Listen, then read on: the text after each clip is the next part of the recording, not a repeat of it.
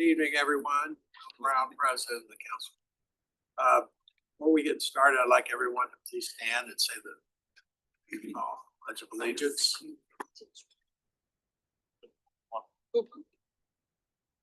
Allegiance to the flag of the United States of America and to the republic for which it stands, one nation, under God, indivisible, with liberty and justice for all. Thank you. Vanessa could not be here, our district rep. She's stuck on a delayed flight with air travel, and so's Mary Pellegrin, former president. She's on a delayed flight coming back from LA and wanted to be here tonight, but unable to be here. Just a couple quick notes. As most of you are aware, you've probably seen the flyer. September the 23rd is going to be our candidates forum. It's going to be at the Beach Community Center over by Gulf Ocean Mile. We'll be starting at 6. We'll have pizza there. Joe Scott, Supervisor of Elections, is going to be speaking. And then Anthony Fanardo is going to be talking about the charter amendments on the ballot to educate the people in attendance. He is not by ordinance be pro or con. All he can do is read and answer any questions. He's not advocating for passage one way or the other. It's purely educational. And that's why we're putting Anthony before we do the candidates forum so that he can leave and then not be part of the candidates forum. There's going to be a couple other announcements. I'm going to let Jordan make those. But before we do that, and PD, we have some new faces in the new room, some new representatives from neighborhood associations. So I think we'll just let everyone introduce themselves. And for the candidates that are here tonight, I just ask that you introduce yourselves and not make any opening or comments. We'll have that opportunity at the candidates night, okay? So we'll just start with Susie and go around the room and introduce yourselves. Hi, I'm Susie Burstein, President of Sunrise Intercoastal and the recording secretary for the council. I'm Dennis, I'm the council historian, and I'm representing Lauderdale Manor. Jim Concanon, Sunrise Intercoastal, and the chair of the audit committee. 6 years. Oh. Carlos Lang, Carson Park, and your treasurer.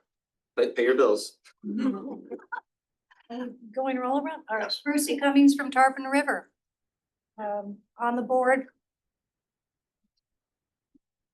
Chantel Jairam, corresponding secretary. Robbie Berthelot, I am co-president of the Hendricks and Venice Isles Neighborhood Association. Christian Michaels, new president of FECA, Flagler Village. For those that don't know, Any applause.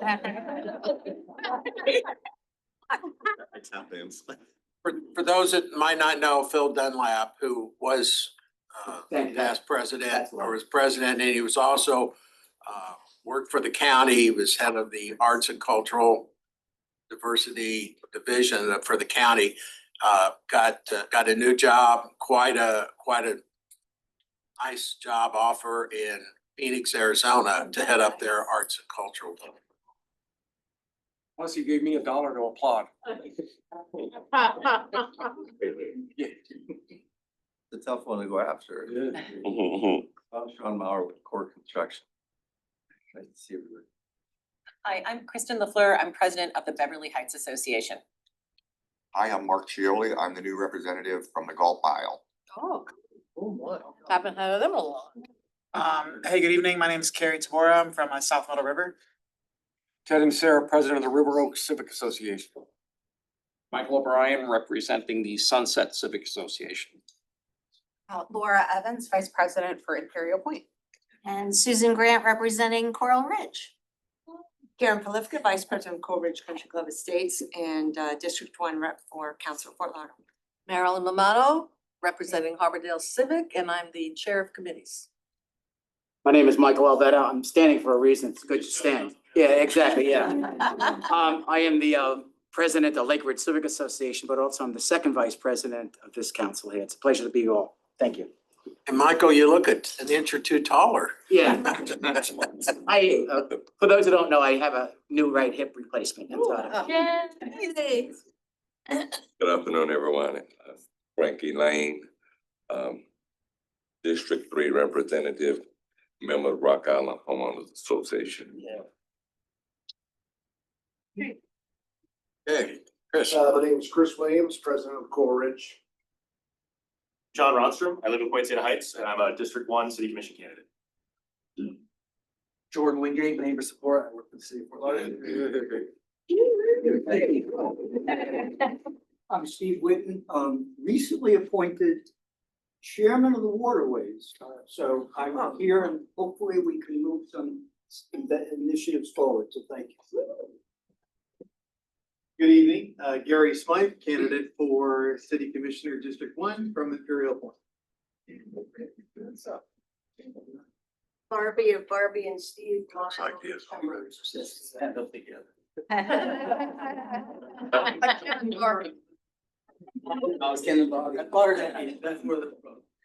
I'm John Burns, I'm the secretary of the Central Beach Alliance. Our turn, or do we skip? Oh, you get introduced and I'm coming back to you. Community support team, myself, Officer Guevara, Officer Ben, and Judy, our PSA, we're all together for District 1 and District 3 for police. District 2 for police is not here right now, he had a short day, but usually all the representatives are here. Questions for me afterwards? Ask. You want to talk? Let's go around the room, then we'll come back. Jermaine Frazier, Deputy Fire Chief, Fort Lauderdale Fire. And Kevin Polito, Director of Strategic Communications, City of Fort Lauderdale. Justin Tarantino, I'm the new Chief Waterways Officer for the city. Erica Johnson, I'm the City's Strategy and Innovation Manager. Hello, Matthew Carina, City of Fort Lauderdale, Senior Management Analyst with the Budget Office. Thank you. Welcome, everyone, again. Back to you. So 2 flyers went out. One is for the Chiefs Connect. Got some notes from you guys, so I'm gonna take it back to the Chief Connect. But apparently it's good stuff, and if y'all can see the stats, then maybe it'll be better. Yes. Also, the grand opening for our new station is happening in September, so don't really know how it's gonna work yet, but I was asked to pass it around so you guys can put it on your calendars. I know it's a work week and day and try to make it happen. It's a cool building and we're gonna be giving tours. Yeah, finally, trust me. 2 years in the making, we have a gym. Are there any questions or concerns from the neighbors while we're here tonight? Fantastic job during FIFA. We were drained I know, mentally. fantastic though. All right, guys. Again, thank you for everything. Jordan, you have an announcement. Yes, I do. We're announcing the Neighbor Leadership Academy for this fall. It's gonna begin October 1st and 6 weeks. It's actually on Thursday this year. October 1st to November 5th, 2 hours in the evening. You'll learn all about the city. We have quite a few graduates here. So I'd love if you can share with your communities and get more people out. I want to get an engagement from all the communities, all the districts. So just try and push and help get this out. I'll be sending you all digital copies so you can share with everyone. And I brought some copies here if you'd like to hand them out, pass them to anyone else you know, to a resident of Fort Lauderdale. Who graduated that's here? Across the room. Yeah. Former graduates. Just raise your hand. Quite a few. I encourage you, and I think as well as all the former alumnus from the academy, it's well worth going and learning. Get them to be more civically engaged, get involved within their communities, which with the CFLCA, hop on some boards. So we want to try and fill all these roles and get everyone kind of moving and engaged in their the small communities is what build the foundation for us. So we really want to get people out, open up the applications early. It's going to begin October 1st. So if you can get the word out, I'd be very appreciative. Thank you. You learn Art. conflict management there. Do you have anything to talk about? No, nothing. You have to. So for interested communities for our, we have our first day in CPR class, Saturday, August 22nd from 9 to 12. If anyone is interested, the CPR and AED up at our fire station 53 off of Cypress Street. Again, it's from 9 to 12 for CPR and AED. There any cost to that? No cost. I heard a lot of positive comments from the National Lifeguard Competition that was hosted. How many? Yeah. 700 some registered. I don't know exactly how many actually made out for attendance, but it was 782 registered, I believe. Do you have a flyer for the Sorry, I CPR missed that. and AED class? I don't have one with me, but I can send one back over for you guys. Yeah. And we'll post it on our website. Yeah, but it's at our, you'll get our fire station 53, which is off Cypress Street. And it's from 9 to 12. It'll go for CPR, the AED, the automatic stuff. Stratcom, you want to talk about the new moving the chambers to the next meeting and what else is happening in the city? Yeah, so that's a great plug. I appreciate that. So you all know, I'm sure you're all aware at this point, we're gonna be transitioning to the new police station for all our meetings going forward. So August 18th, that's gonna be the first city commission meeting and the conference meeting. There's some information on social media. We've also shared an email out to our residents. What I could do is I'll forward to the board and I'll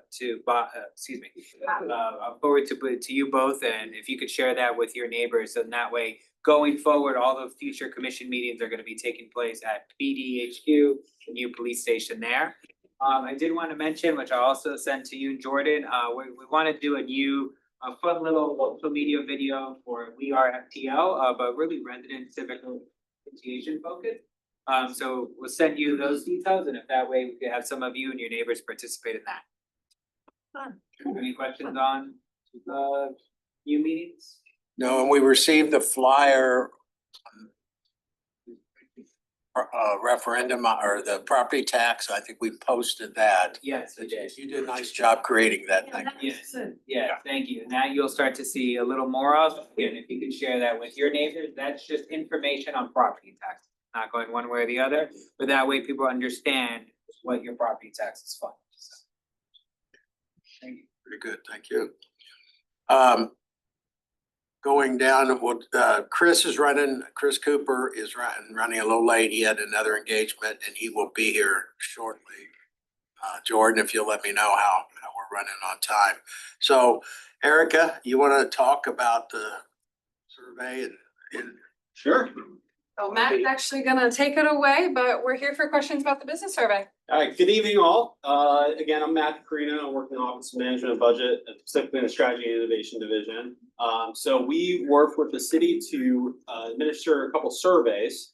We use the community survey, which is neighbors like you all. Then we also do the business survey. Historically, we have not had an excellent turnout in our business survey. We get better in our neighbor survey. So we're coming out here tonight. We've got some QR codes. If you know anybody that's a business survey, if you are a business owner, if you or yourself are a business owner, his sons, daughters, nieces, nephews, anybody that has an LLC, big, small, any kind of company that can give us some actionable insights. It really helps to make the survey statistically valid. We accept all the input that we can get, but in order to really make some actionable insights and to make recommendations to the commission and move that forward, it's important for us to get a statistically valid sample. So we're really hoping this year is the year that we can get a large enough number of people to take the survey. So if you have anybody you can reach out to, I can hand these out. If you want to raise your hand, I can come around and hand these out. And on the screen is kind of what it looks like. So you'll know what this survey looks like. Yeah, appreciate it. Thank you. Well, thank you. If there are any questions, we can answer them, but what, would you just go through some of the sample questions or tell us what they kind Yeah, of? I think that's possible. Jordan, if you want to, can you click through a couple of the questions? I think you have to, as long as we don't submit it, results. We have it open until October 1. But there is some flexibility. Again, we're really trying to get a statistically valid sample of respondents. We may keep it open a little longer in order to achieve that. How many people is statistically significant? About 300. Yeah, I think if we hit about 300, so just for some context, we have several thousand businesses in the city of Fort Lauderdale. So, a couple hundred last year was our record turnout, and we had 101 responses. So historically, what we've been able to do is we share the results with our city commission, and we use them as insights, if you will, to kind of really direct how we can modify our programs. As you may know, we have a refined focus on economic development. This year, we have a new economic development manager that's come into the city. So we've met with her. We're really looking forward to taking whatever insight we can get and really tailoring those programs to benefit the city. You have a question? Hey, you answered it. Okay. What kind of programs do you provide to businesses? We have a few small business programs that kind of help people get off the ground and do business planning, take their ideas for entrepreneurship. It's gone through a couple different names. The Startup FTL program, it's partnered with a group called Kaufman.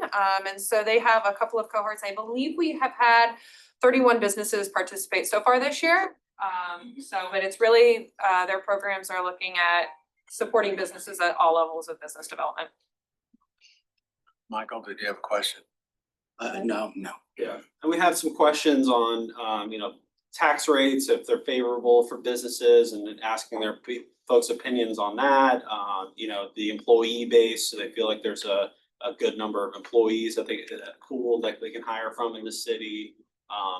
So we'd love to be able to create some more actionable insights from a statistically valid sample. But you can see, yeah, he's gone through a couple of the questions. Here's, your satisfaction with local tax rates, the regulatory environment. Do you feel like we have a bunch of red tape around your business, availability of skilled workforce? Happy with infrastructure? Do you want to see it improve? So things like that. Have you done any outreach to like the Restaurant Association or to the chamber? I mean, I'm a member of the chamber and I hear I have not heard much come from the chamber.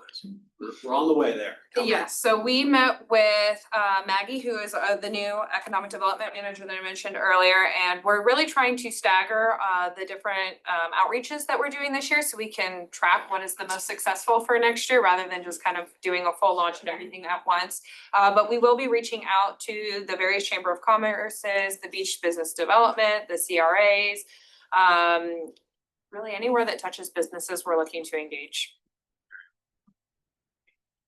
Metropolitan Realtors.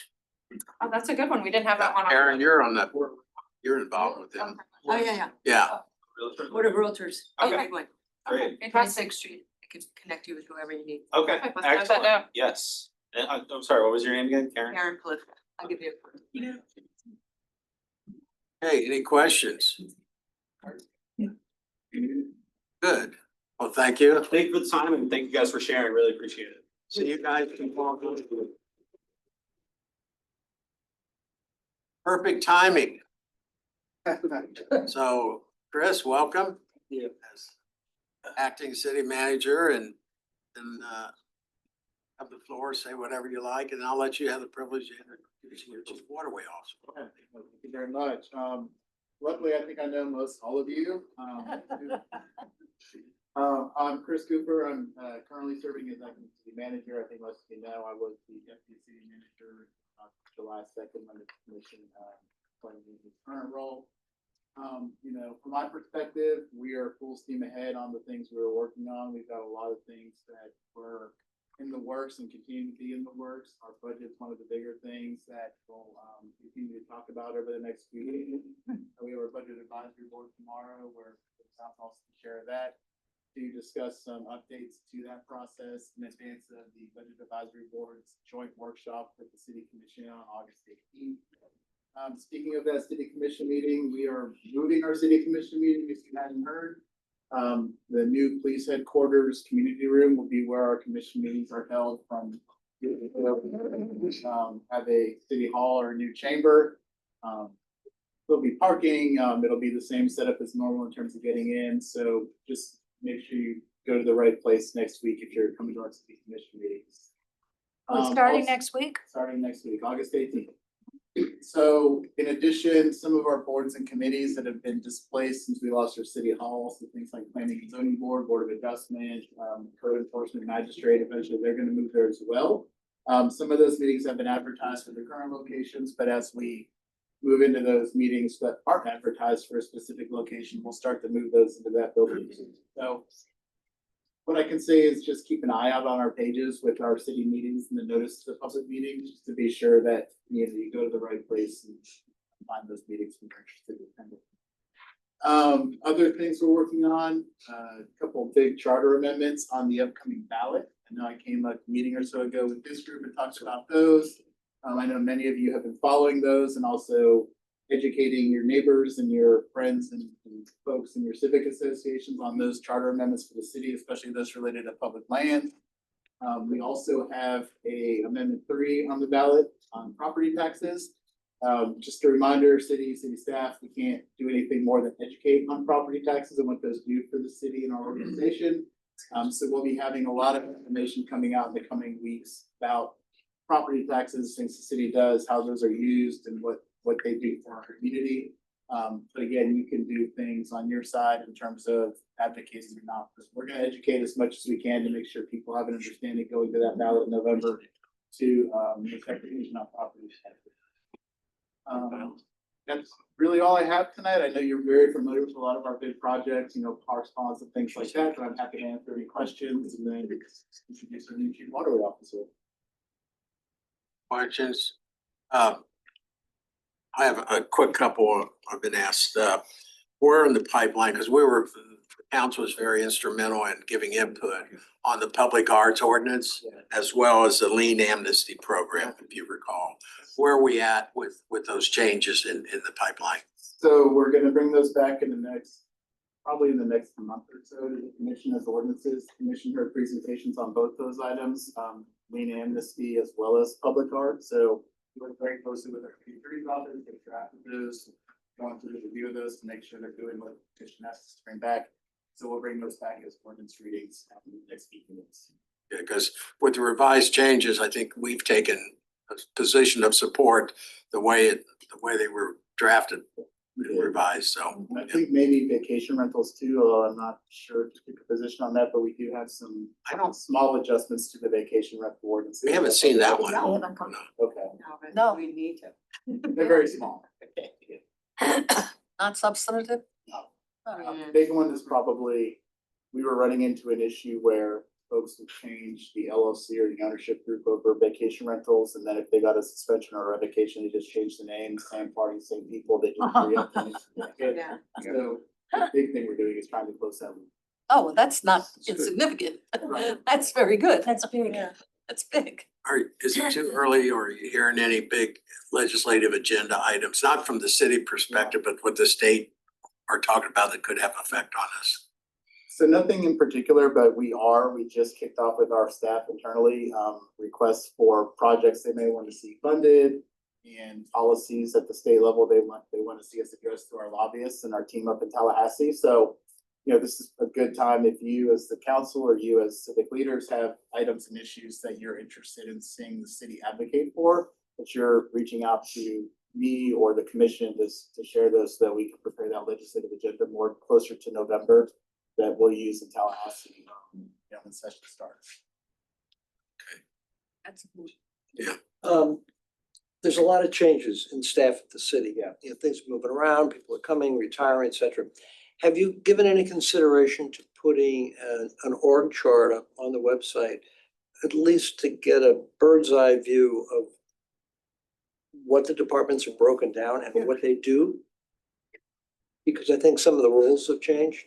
Yeah, I think Kevin stepped out right on that. I know we have it on our budget website, so we do keep our chart up to date there, but I'm happy to look to see if we can more prominently display that. And we could probably put it on our Yeah, website. Just, I think the people who are coming into town first time or they're getting engaged in the community would be beneficial for them to know who's on first. Yeah, great feedback.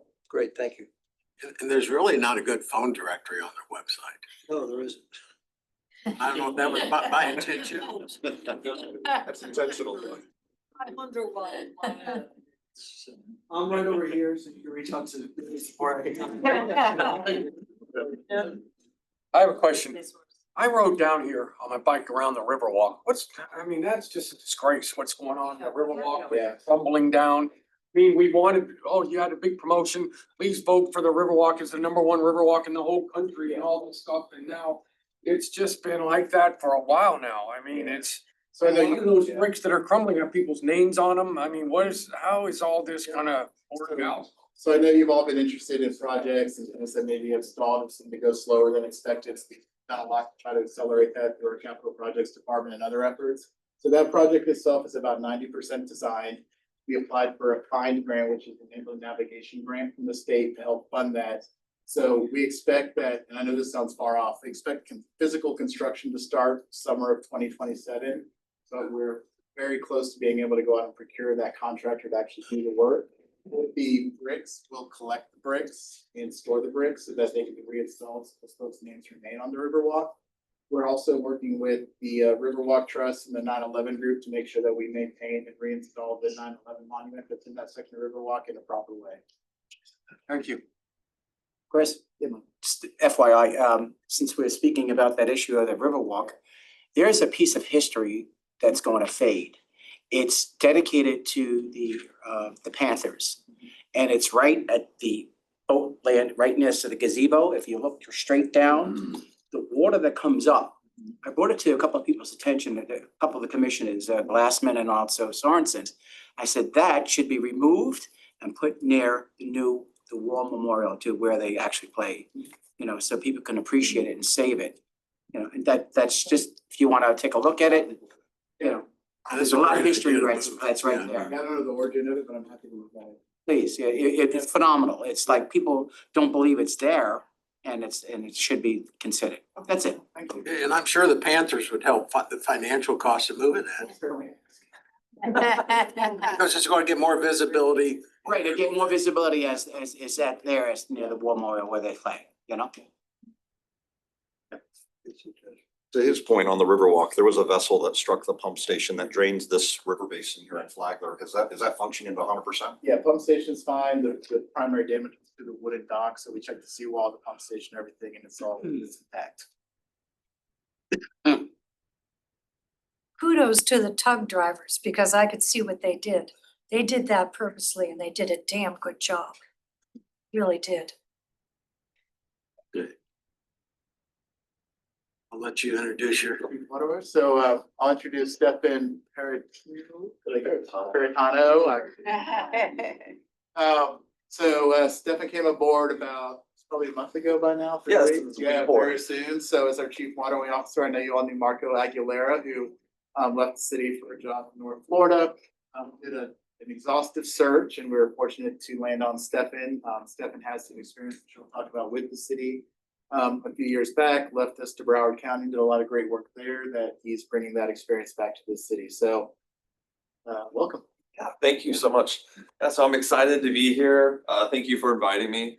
Like Chris said, my name's Stefan. My background, my degrees, I'm a hydrogeologist by training. I first came onto the city about 6 years ago, I guess, or 5 years ago. I did a lot of sustainability and environmental work. I was the project manager for the vulnerability assessment, which is a statewide project that allows us to open up for grants from the Resilient Florida program. And it pretty much models flood risk throughout our significant infrastructure. Moved over to the county, and at the county, I did a lot of surface water management, flood control, and IoT kind of ambient monitoring of the waterways. And so now that I'm back here, I'm really focused on continuing the great work that Marco was able to start in the position for the last year. But I would like to see us be able to put in different types of sensors so we can be monitoring the waterways 24/7. I know that we have a couple of issues about, when the city's closed or when police aren't in the areas. So I would like to increase our ability in those realms, increase our transparency when it comes to the data, especially waterway quality. And the jet ski issue, I've already talked to a few of you guys today about it. It's something that I talked to Sergeant Travis O'Neill about in the Marine unit, and we are looking into it. I encourage all of you guys to get involved. We have the Marine Advisory Boards, I think on the first Thursday of every month. Again, I'm very new, so I'll get that information correct. But I'll have business cards back here, and I'm excited to work with you guys and make our waterways as clean and as fun as possible. Any questions? No, I know one of the things that Marco was instrumental in getting the ordinance on the abandoned vessels and the shoring, where they could Yeah, derelict vessels and 30-day shoring in like Lake Sylvie, working with the county. And it's worked in some cases, but then once it gets into the magistrates, special magistrate courts, it seems to just linger on those vessels. Yeah. So hopefully we can have some discussion about how we can work and speed up that process through special magistrate. It's kind of like the same process we have with the lien amnesty program. They just keep continuing. And, when you continue for 6 months, well, the season's over and so they're learning how to beat the system. Yeah, so I talked to Sergeant O'Neill about that today, and it is an issue with the court system. They get the notice to appear, that's that day, it's basically you are arrested, but obviously you don't get hauled off to jail. And there's some things that we're gonna have to work with the county and the court system to hopefully alleviate it, because we do have right now judges that will just grant 3 to 6 month extensions on these cases. And in the meantime, our Marine Patrol unit is, they can't do anything. They have to wait for it to naturally play out. So, Bill, I'll get with you. Miami Beach had a similar issue where they had all these boats just anchored, and they passed an ordinance where no overnight vessels extended X amount of days was allowed up to 500 feet of the shore. And within a week or two, they were all gone. So I could find that legislative. What's the enforcement mechanism? They would have. We have ordinances, but They told, CTO would come and take them away. Yeah, but what was the ordinance that? That allowed them to enforce. They're not allowed to be, no, they can't be anchored past a certain amount of time permanently. And then if they were, it would have to be more than 500 feet or yards from shore. And that cleaned up a lot, because the people were tired of looking in their backyards, like at Lake Sylvia, and seeing all these boats that were just, people were living for free basically, and taking a little ferry boat to shore to get on and off. So I could find that, I could forward it to you. I'll have business cards, I'll give you one, sure, and I'd be more But than happy to. it cleaned it up within a month. It's kind of like the Law and Order series. You have good enforcement on PD side, but then when it gets into the order side, the special magistrate, it kind of gets drug out. We can look at that. We did adopt the anchoring limitations ordinance that the state approved legislation to allow us to do, and I think Miami Beach did that as well. So we'll look into some of the ways that they're enforcing that. Up to the team. Yeah, see if there's any ways that. We did that in Sunrise Intercoastal a number of years ago on the Middle River. And we worked through George Morita's time, he was state representative. And it was a back and forth issue, but finally the state, I guess, came up with an ordinance that said you can't stay there for X number of days. Yeah. And it's cleared out, but for a long time it was a real issue. Yeah, I think, with looking at the previous record and how it was obviously a big issue, but I think there's only 3 vessels right now that are currently going through the court system. And it seems that, his Sergeant Travis and his team has been doing an excellent job. I'd be more than happy to look to see if we can augment that ordinance and make it even better. I think there's 2 things we're talking about. One is abandoned vessels and the other is people living aboard Yes. and abusing that privilege and going onto people's property to do their shopping. They take the dinghy, tie it up, climb up, walk through the yard, and that's a different issue, but something for you to take a look at. Absolutely. Okay. Have you met Steve? Oh, yes, I have met Steve. He was chairman of the Marine Advisory Board for many years, and he's going to be speaking following you, so. Yeah, but we'll have some, John, you have questions, then come come back around, yeah. Now, when we see a plume in the intercoastal, either from construction or fuel spill or what is perceived to be a fuel spill, are you the opposite we call, and what kind of response can we expect? So we've approached the construction site before, and they always say we monitor our runoff and we're always within tolerance, but we don't believe them. Yeah, so we do have a team of environmental inspectors. You know, I was an environmental inspector at a previous job as well. So if it's during business hours, you can give them a call. You know, and obviously let's get connected afterwards and I can give you that contact. We have a CA Click It Fix It. If you've got an oil spill, you know, that would be the easiest way that gets automatically routed to the corresponding departments. You know, if it is an oil spill, we're probably gonna have police run it and then have the Coast Guard if it gets too big. Either way, outside hours, if the police aren't on, then the Coast Guard would be the individuals to contact. Because police do not patrol 24/7 on the waterways. Yeah, John, even if you send in a photo, we'll try to do a little bit of source tracing, even if it's after the fact. We had some in the Tarpon River that we thought was from the federal courthouse, but when we traced it back, it was somebody dewatering a site and putting that silt and water down in a storm drain that went out in an outfall. So even if we don't catch it in the moment, it's still helpful for us to be able to go back and try to investigate where that started from. And there are some grants that we're going after right now, you know, there are drones and some technology that's pretty cool called hyperspectral analysis. And, you know, if you see a plume, we'll be able to throw up a drone, take different false color imagery to see physical parameters of the water and be able to better identify. You know, the county was working on some of those when I left, and it's something that I'm hoping to bring. There's also technology called sondes, and they're basically about 1.5 feet. You drop them in the water with buoys, and they're able to actually measure turbidity, chlorophyll, different water parameters every 10 minutes. And they'll send text and emails to the corresponding individuals to alert them. So that's kind of one of the initiatives that I'm hoping to find grant money for, to get started in the waterways. So we don't have to wait, because, you know, there are issues. I understand the frustration, but as a city, we can't be on all 165 miles of waterway 24/7. So we do rely on citizens to call in. And so that delay, if we put in this kind of technology, I think can get cut down significantly. And is it just runoff from like construction sites that you're interested in?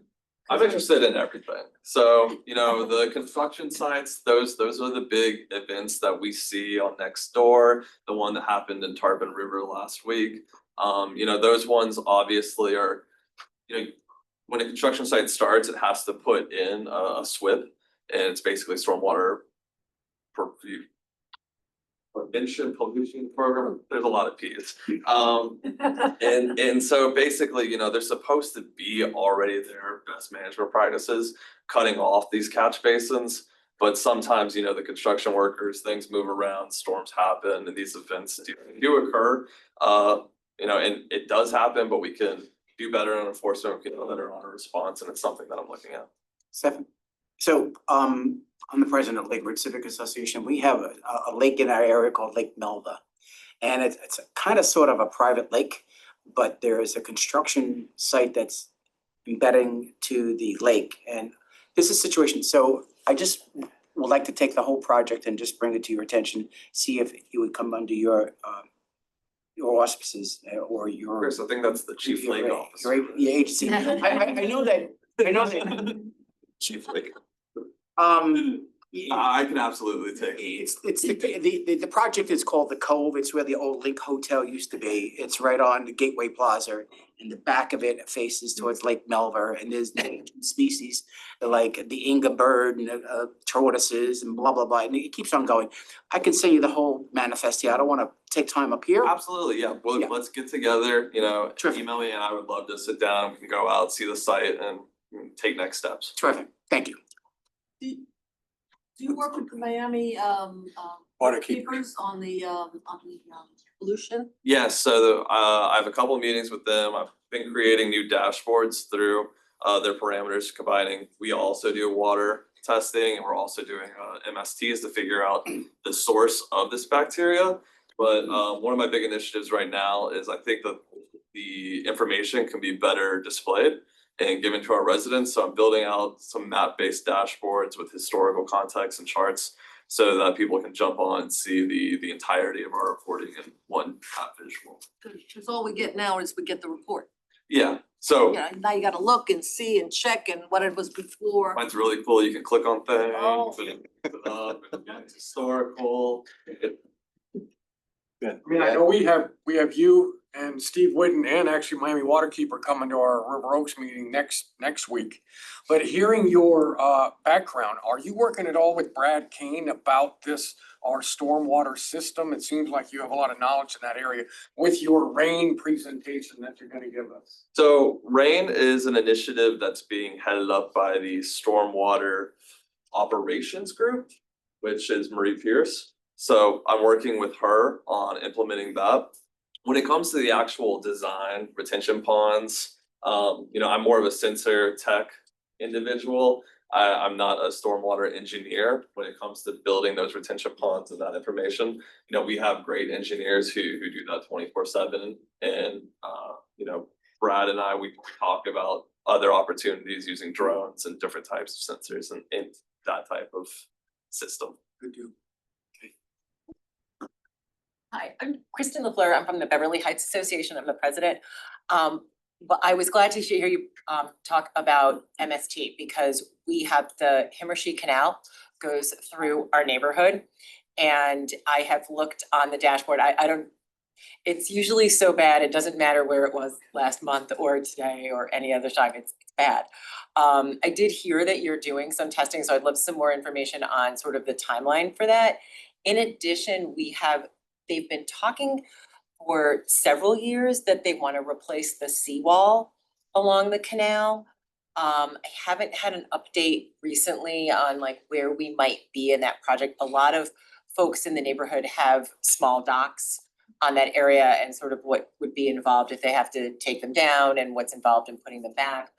And then my third issue is though that we do have a section of the canal where it bends a bit. I believe it started after they replaced some of the sewer lines in the area, but there is an area that consistently the water at high tide, the water is over, the seawall has basically just sunk because you can see it goes along and then it just dips and the water it's not in the street, but it's up on the swale. And it's getting worse, like that whole thing it looks like it's just. Are you talking about the southern side of the Himmershey, that overtops? I think I've seen that. Northern side. Maybe the whole thing just overtops. It might just be, so it's the part, Beverly Heights is like north of Las Olas. So once you get past the fixed bridges, Yes. it's a small neighborhood and the canal there probably goes from like Las Olas all around to like 8th Avenue.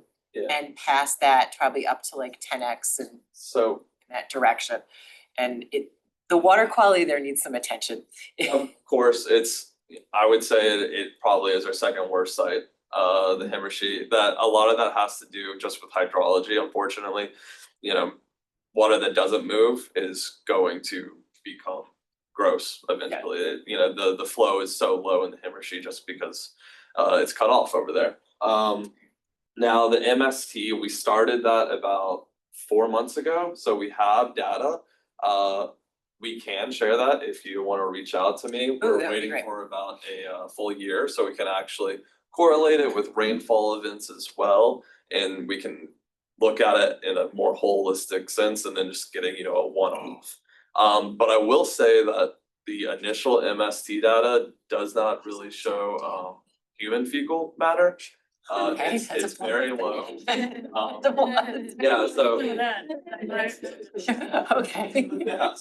Everyone tells me that's what it is, and I wanna know why like, all my neighbors are like, that pipe under there is broken. Yeah, so it is a real issue. There are a lot of communities that is what is happening. So when we continue this MST tracing, it's doing monthly. We'll get a better picture of it and we'll be able to attack the problem better. The seawall, I think Brad Kane has a list of seawalls in their timetable to get replaced. Again, reach out to me, I'll connect you to the right person. Okay, great. And we can give you an update on that. I think there was a third question. And then, oh, it was sort of this part of there's like the seawall replacement, but then there is just a section of the seawall. It's deteriorating quickly. And I will say, you know, the mayor, in my first meeting with him, he highlighted the Himmershey to start looking at it. So there's a number of solutions I think that we might be able to put in. I won't ever say that the Himmershey is gonna be crystal clear and you'll be swimming in it. But maybe putting in aerators, trying to get that circulation a little better. The MST is a massive step forward, so we can make sure that that sewage line isn't broken down there. And that it is maybe coming from stormwater runoff. Let's look at the pipes, maybe it's the trash that's coming into it. So it's definitely something that's high on my priority list. Okay, good, I'll reach out to you, thank you. I'm on the Tarpon River and there was a car, I guess, plowed into the bridge on Andrews. So there's construction on that bridge. They're only culverts under the bridge, which make it impossible for the water doesn't flow very well. And I was hoping that then when they started doing work on the bridge, of course, this is not city, it's county. Is the Andrews Avenue, is that county or? It's, yeah. But I had hoped that when they did some construction on that they would take out the culverts. And I'm told that can't happen because it's a certain kind of a bridge. It might be like a weight bearing structure. Maybe that's what it was. You know, again, if you could email me, I can track down what agency is actually doing it, and then we can get the project manager It would connected really with be you. great if they would do something with the culverts because it just a load of garbage and so forth gathers at them. The tides don't flow very well there and it makes Tarpon River really difficult to clean. Yeah, send me an email. I'll see what agency is running that replacement. We'll get the PM. But on the positive side, this is the first year that I've actually seen a lot of mullet. I mean, there was huge flocks of mullet, I don't know, but there used to be, it would come, I mean, huge amounts of fish. After the Rio Vista spill, dead, everything was dead for years. And now, I mean, we're starting to see that again, and I'm thinking, oh God, that's so wonderful. I'd love to hear it. Start. So if you're comfortable, if you would, as neighborhood representatives, if you would like Stefan to come out and speak to your organization, work through Jordan through the request, and he will help facilitate if you need Stefan to come out. Not all next month, please. No, stagger them all out. Card here? Yeah, I'll leave my cards over here. Can I get one too? Write one down. We encourage all neighborhood presidents for any city layers position, staff member, or request to go through Jordan now, and he'll help facilitate that. Okay. Yeah, I'll run downstairs and grab a budget up on it. Good. So it's straight. Hey, thank you. Thank you. Steve, as past chairman of the Marine Advisory Board, I now hear you have a new title. I do have a new title, and I want to thank Chris Cooper, city commissioners, et cetera. I've been working with Chris. I termed out from the Marine Advisory Board in June. We had a number of initiatives, and Marine Advisory Board, like many boards, basically meets a couple hours a month, and that's what you do. We had, in working with so many of you folks, et cetera, we had moved a lot of initiatives forward. And when I termed out, it's like a light switch flipped. And I was out of business, and I felt like we needed to continue. So working closely with Chris, et cetera, we came up with a new role.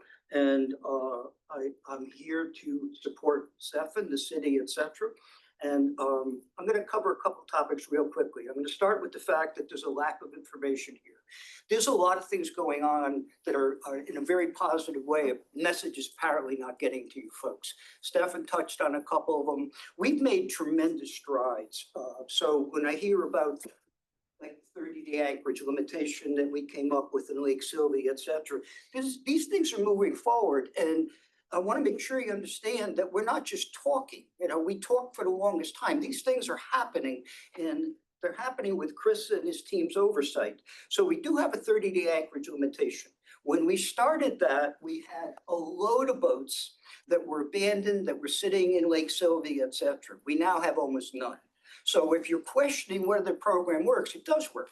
One of the problems with the 30-day anchorage limitation was that if you are allowed to stay for any more than a few days, if you're a boater, you know you fill your holding tanks. So we have issues here. We have a representative from Hendricks Isle. That is one of our worst canals in the city. We're going to work on that. Lake Sylvia, if you allow someone to stay there for 30 days and you haven't figured out what to do with their black water, we shot ourselves in the foot. So we just took delivery of the first pump out boat that Chris and his team are working with getting a driver. That will be on the water shortly. We also had an offer for a free pump out boat from the city of Fort Myers, but we're going to hope to be able to address the issues in Lake Sylvia and other areas. We're not planning, by the way, for it to go to areas like Hendricks Isle yet, but the key is that there's no excuse. If you're staying here, we're going to provide a way to discharge your black water. Issues on Hendricks, that's a whole nother story. I'm going to cover a couple topics quickly. You guys mentioned, Himmershey Canal. As Chris or Stephanie said, one of the worst canals, well, it's not a canal, one of the worst waterways in the city. The water doesn't move. We're not going to make it move. As Stefan suggested, aerators would be a big, big plus. That's an area where we worked on a concept called riparian buffers. So when you want to figure out how to keep the shit out of the water, you build riparian buffers and it keeps the stuff out of there. The seawall that's planned for there has been pushed off. That's going to take a while. What Weston Jewelers is doing over there will improve that whole area. They're going to use some living seawalls, et cetera. So there's a lot going on here that Chris is moving forward that I'm not sure is making its way to you folks. So I'm going to work on that. No more comparisons to Marco Aguilera. I was a big advocate of Marco. I pushed him from day one. He did a phenomenal job. He's not Stefan. Stefan has taken this to a whole nother level. He's elevated the role. He has the hands-on that Marco did, but he talks in a language I can't get past 3 words, which must mean he's smart. So, and he has a wonderful sense of humor. So this guy's going to make huge changes in the waterways. So I'm going to go over a few other things real quickly. Illegal discharge, again, we're talking about dealing with because we've got a pump out boat, that's going to make a big difference. I think it was Chris made the statement talking about a switch to him as city manager, and he used the term full steam ahead. It is full steam ahead. It's full steam ahead on many initiatives on the water, in addition to other things that are going on. One of the things that we started, and I'm going to touch on a couple of things, and I'm going to move quickly so Bill doesn't throw me out of here, but a couple of things happening that I want to share some information on. A year ago, August 19th, the young lady passed away on the Intercoastal. It was that evening that I got a call from Travis O'Neill, our sergeant, and we reached out to each of the commissioners.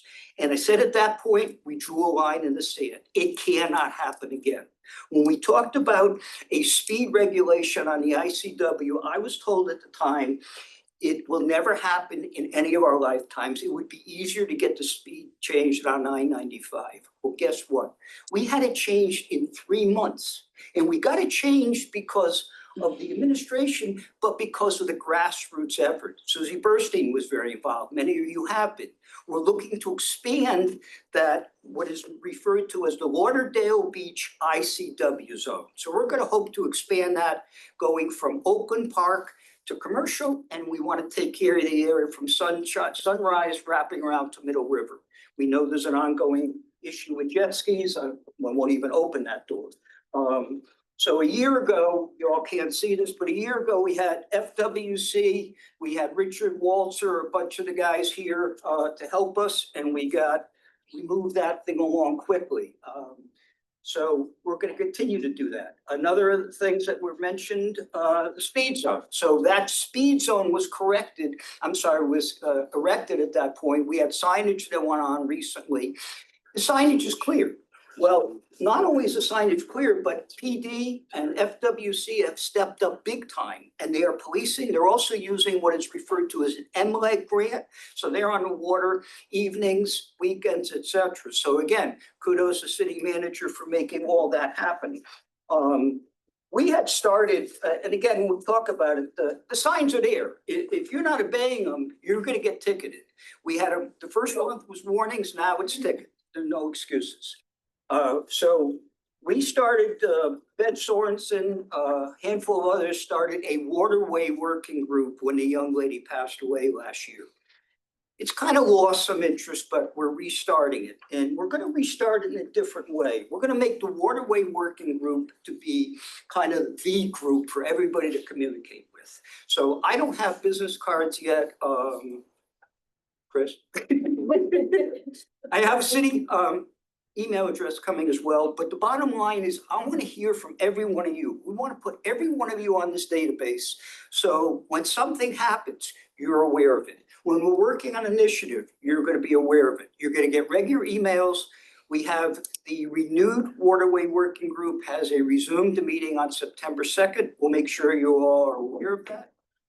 And I think we're going to accomplish some great strides, but that's an organization that's going to make some stuff happen.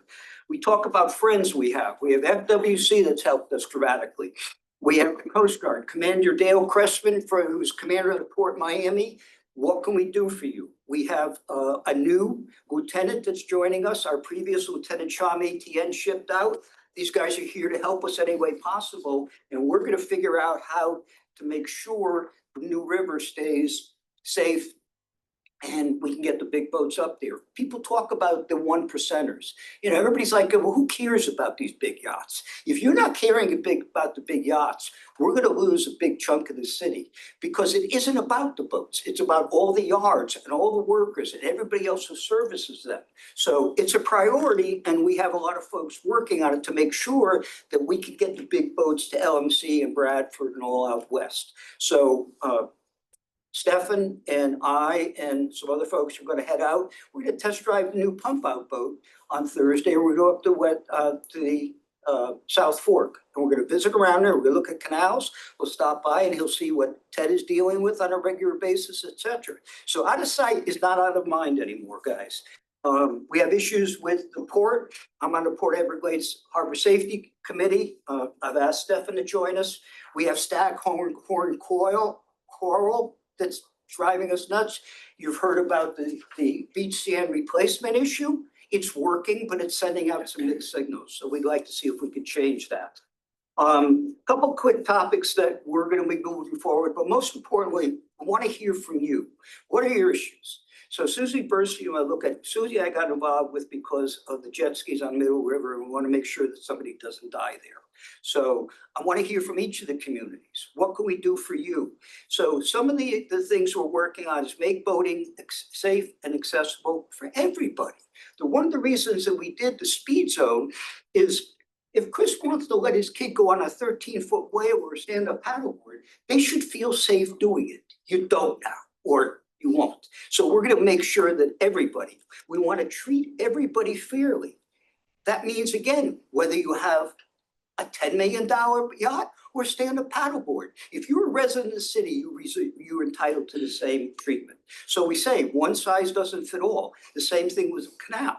If you have a canal that's 100 feet wide, it has to be treated differently if you have one that's 50 feet wide. So we're focusing on that. We're going to work closely with the Marine Advisory Board. Party boats.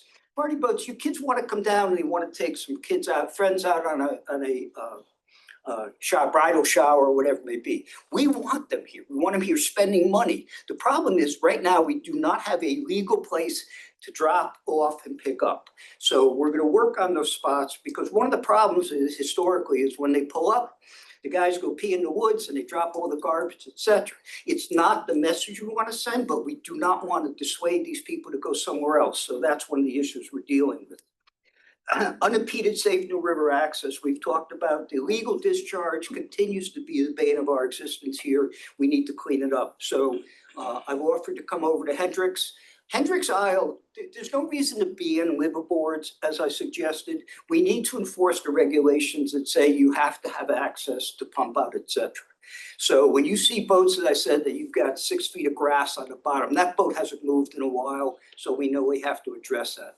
To say Stefan is on it is an understatement. So a couple other things, assets, fire patrol. So one of the things we worked on in the past couple of years, and we continue to with the oversight of city manager's office, is making sure that our fire, police, et cetera, have the right assets. So we're meeting with the fire and police department and doing a capital asset review to make sure their boats are correct, et cetera. Through, again, the efforts of our city commission, we do have a new fire boat coming and we do have a new police boat. They need more. We want our boats to look as good as our city does. And these guys, if you have spent any time with PD or fire, these guys are salt of the earth. They love what they do and they're an important part to all of us. So we need to make them look as good as everything else here. I'm gonna leave. I could go on for hours. There's loads of topics. You can reach out to me anytime. I'll answer a couple quick questions, but Bill's gonna throw me out. I'm gonna leave with one thing. So as I was leaving the Marine Advisory Board, it's how do we keep moving? And one way to keep momentum going is to have constantly greater goals. So we have greater goals, and with your help, we're to accomplish them. So I don't have enough cards, but somehow if we get all your names, we can reach out, maybe use Stefan's. But if you can send your contact information, would add everybody to the database. And I thank you again for having me.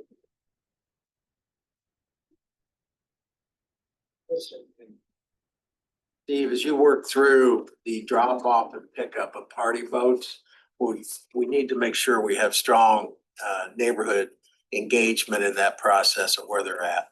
It's not gonna be all neighborhoods, but I can think of a few, especially high spring break areas that will be designated, and we need to engage those neighborhood associations early instead of having a problem later. Correct. Yeah. And the other thing is when we talk about drop off of party boats, et cetera, we also need a place for commercial vessels to load and unload. We looked at a couple spots. One was under the Oakland Park Bridge. But if you've done any seawall projects, the price of your project goes up exponentially because there's nowhere for your contractor to load and unload. So that means that they've got to go down to Davie or somewhere else down there. They're going to spend hours going down, hours coming back. You paid them to simply drive their boat back and forth. So it's not cost effective. And if anybody has ideas, et cetera, I'd love to talk to them, but that's something as well that's in front of us. Thank you. Thank you. Look forward to your new role. Thank you very much. Okay. Okay. What would be helpful, I think, for neighborhoods and people moving into the city living on the water is to have a marine page on our city's website and be able to list all these different departments coming in. And so you know where to contact and get your water, know there's a marine, a lot of people don't even know there's a marine advisory board. And know all these things, know the officer, know that. And maybe it piggybacks off the marine advisory page or something, but I think that would be helpful for people. Thank you. Couple things before we go into other business. Michael, you want to talk, or Chantel, whoever, about the food giveaway that the board has agreed to again be a sponsor? Sure. November 21st, the board took a vote for November 21st is the annual grocery turkey giveaway. It's the 11th annual. It's going to be held at Sanctuary Church. It's a Saturday. And I'm happy to say is that AHF has already come on board and donated $10,000 to the event. Wow. And that's just the beginning. We have commitments from some local actually, they made the reoccurrence again of our donations, so up to $27,000 in donations of getting turkeys and groceries. Oh. If you haven't seen this operation, it's phenomenal. Who've seen this operation? No. Yeah, and it's an unbelievable operation. It's like turnkey. It starts. People actually line up at 2 o'clock in the morning to fill up their trunks of groceries. And thank you very much to Fort Lauderdale Fire Department. Thank you very much to all the city agencies of Fort Lauderdale. They all come out. And I just want to say to neighborhood support, and everybody else. It's just gonna be a phenomenal event. I thank the Council of Fort Lauderdale Civic Associations for being on board again. They've been with us time and time again. And last year, literally, Fort Lauderdale PD took the count. It was 3,700 vehicles. The vehicle, yeah, 3,700 vehicles. The vehicles line up on Federal Highway and swing all the way around to the beach and come all the way around. You were there last year. You saw it yourself, and it's a phenomenal operation, and it's a phenomenal thing to see. You actually see people, you see villages working for the good cause of humanity. Thank you very much. Thank you. Thank you. District 1 neighborhood presidents, we encourage you to make sure that everyone in District 1 knows about the candidates forum for the 3 candidates that are running for the special election in November to fill out John Herbst's 2-year term. So we need to have a good turnout from District 1 residents, neighbors. And if you have any questions, I sent out an email asking for suggestions on questions, and we're going to pool those and go through those to develop the questions for the candidates. So I encourage you to send me those as well of a question that you would like to have the candidates answer. Moving on, old business audit. Jim, audit committee. All right. Good evening, folks. Jim Concanon, Chair of the Audit Committee. We did an audit it was a combined audit for 2 fiscal years. The information that we derived was being presented up on the board, so you can all see the numbers. You can read the numbers. I could read the numbers to you, but what's important to understand is there was a lot of difficulty in creating this audit. It has been in the past because there's multiple accounts. In this case, we changed banks, and when we changed banks, there was money transferred from Truist to PNC.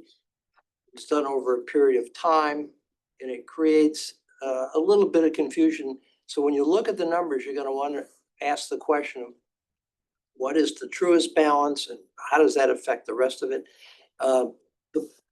What we did is we went through all of the 2024-25 checking and PayPal accounts, made sure that all of those accounts balanced properly. Everything was accounted for. They were all legitimate expenses.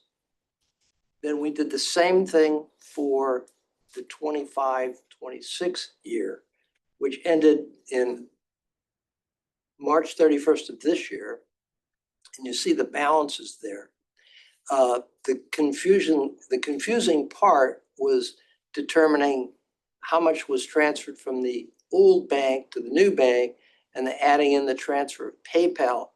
So what we're recommending going forward is getting rid of PayPal. We're recommending this to the board of directors that we eliminate PayPal as a way to pay your dues and instead use Zelle.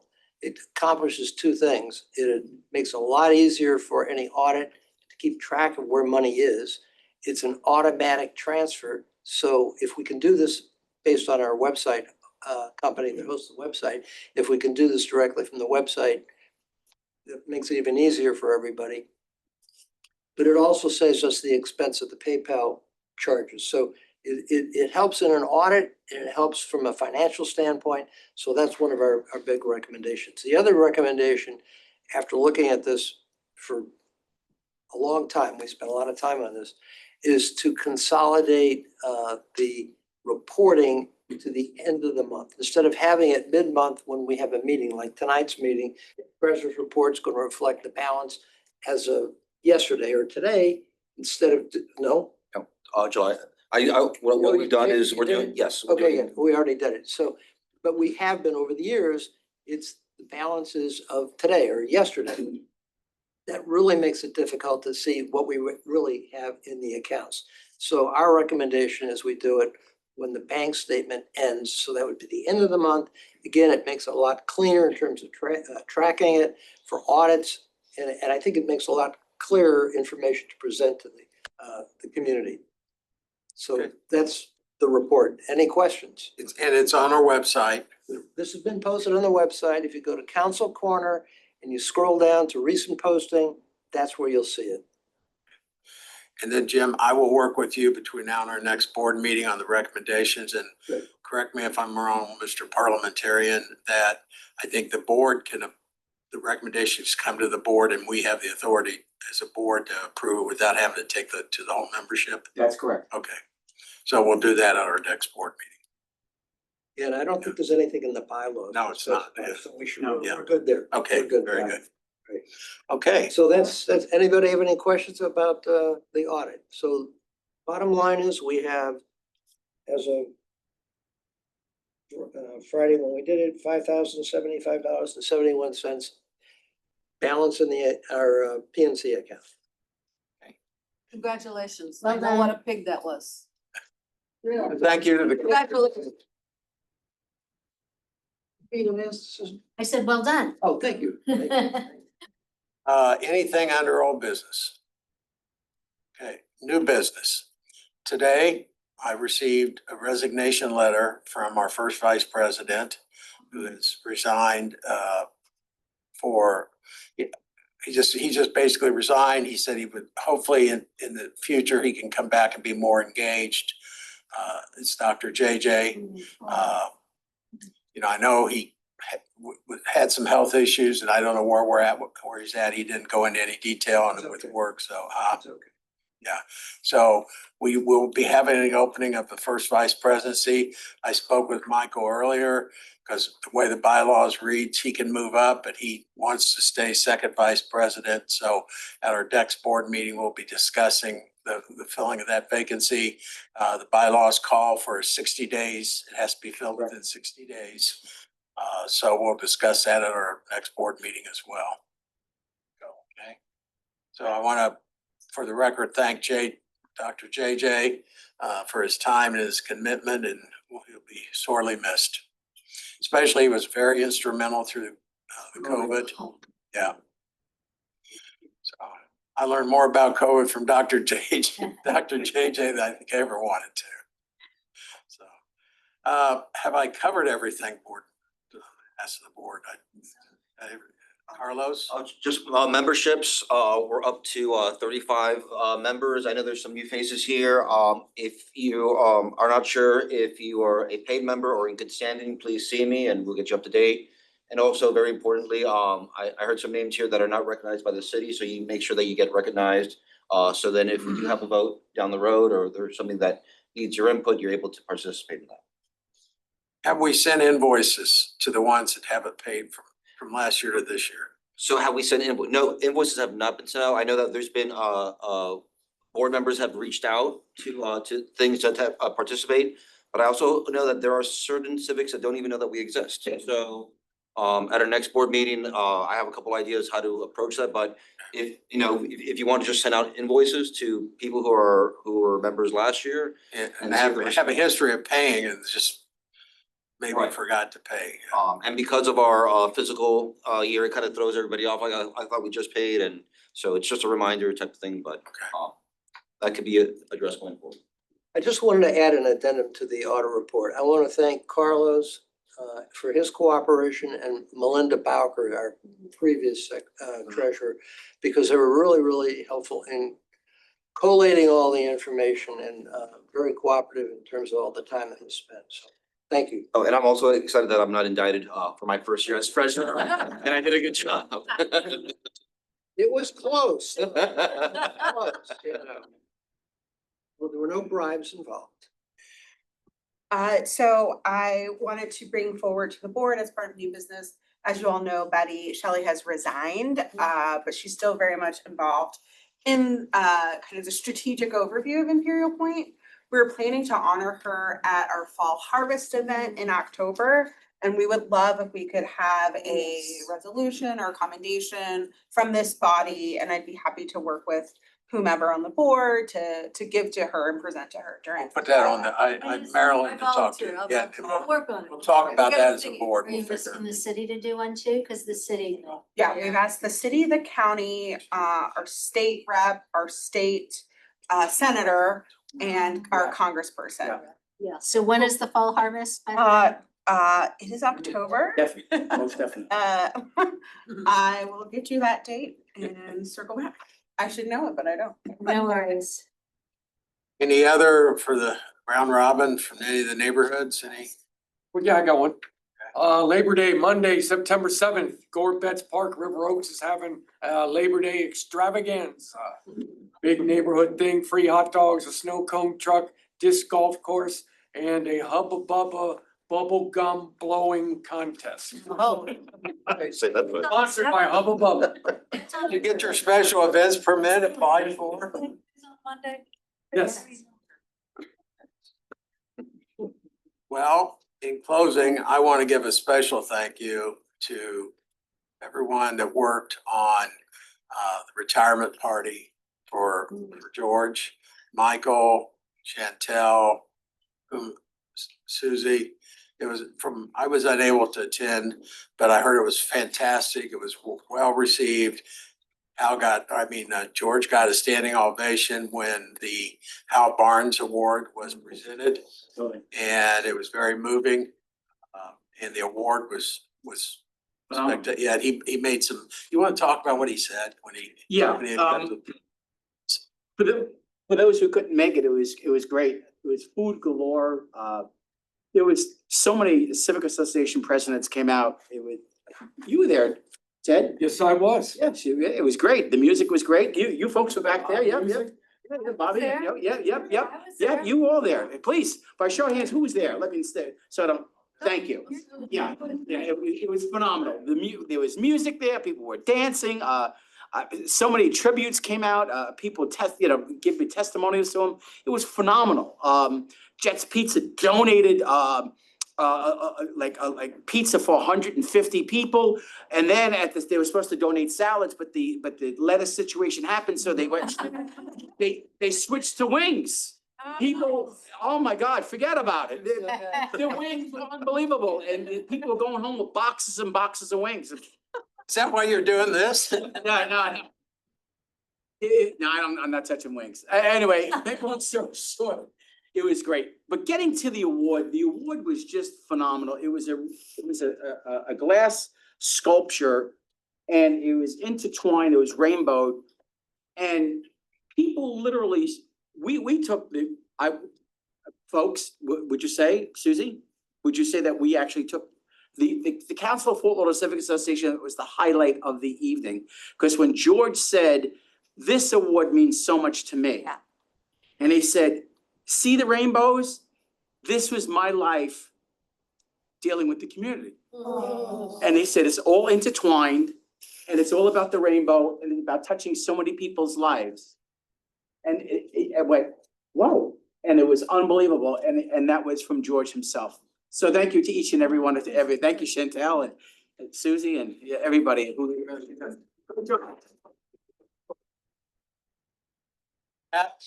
Good night. Take some pizza home if there's left out there. Yeah, thank you. And we'll see you next month. Take some water. Feed the homeless.